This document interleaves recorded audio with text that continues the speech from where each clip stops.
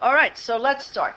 So just like before, the first step is that you're going to do the ratio test, right, for absolute convergence.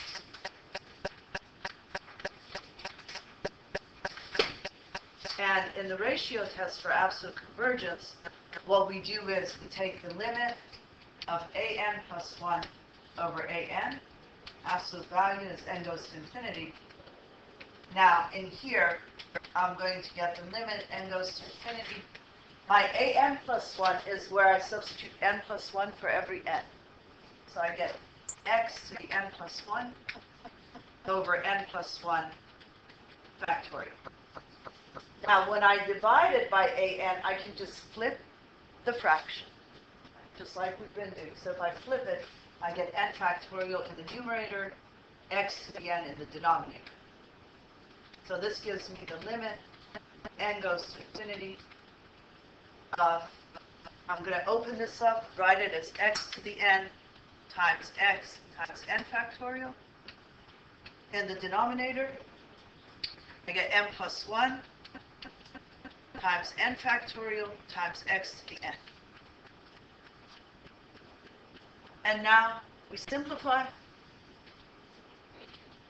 So the n factorials cancel, the x to the n's cancel, and all I have left is the limit, n tends to infinity.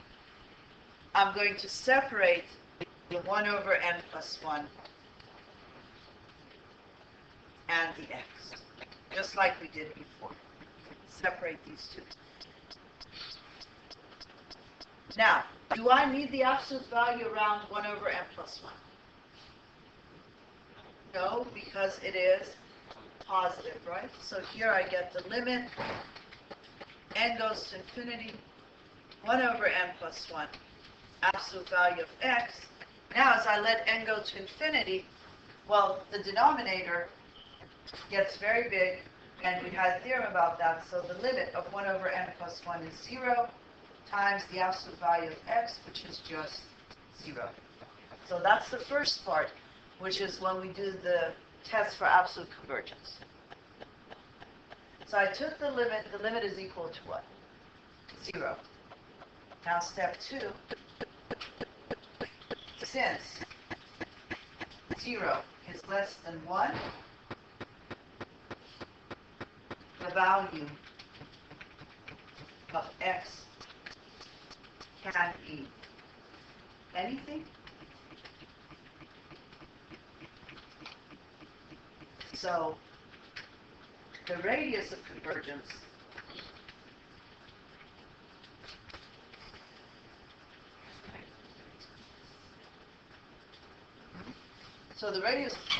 is infinity, right? So R is infinity, and the interval of convergence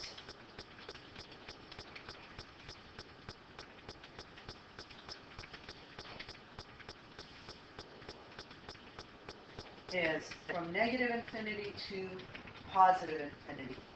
Because we took the limit, we got 0. 0 is always less than 1. The value of x doesn't matter. So your radius of convergence is infinity. Your interval of convergence is from negative infinity to positive infinity.